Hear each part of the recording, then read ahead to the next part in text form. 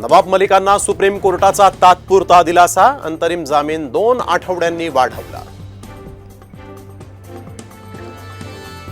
पक्षानं बैठकीला बोलावलं नाही म्हणून कालच्या बैठकीला गैरहजर होतो. काँग्रेस आमदार जिशान सिद्दीकींनी व्यक्त केली नाराजी.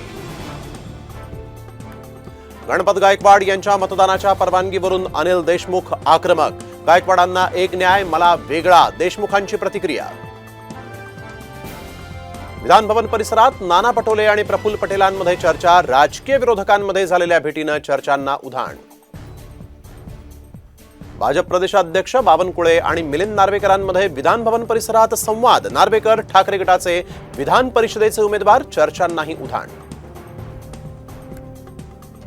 नवी मुंबई मनपा मुख्यालयाबाहेर 40+ मास्टर्स क्रिकेट असोसिएशनचं क्रिकेट खेळत आंदोलन.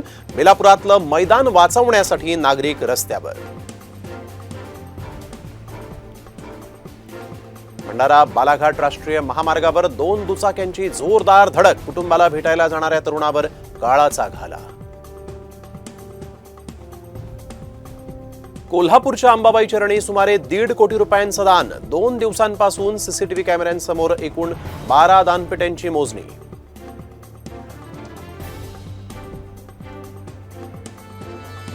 ठाण्यातील कार्टन रोडवर चाळीचा काही भाग कोसळला. अडकलेल्या नागरिकांची सुखरूप सुटका.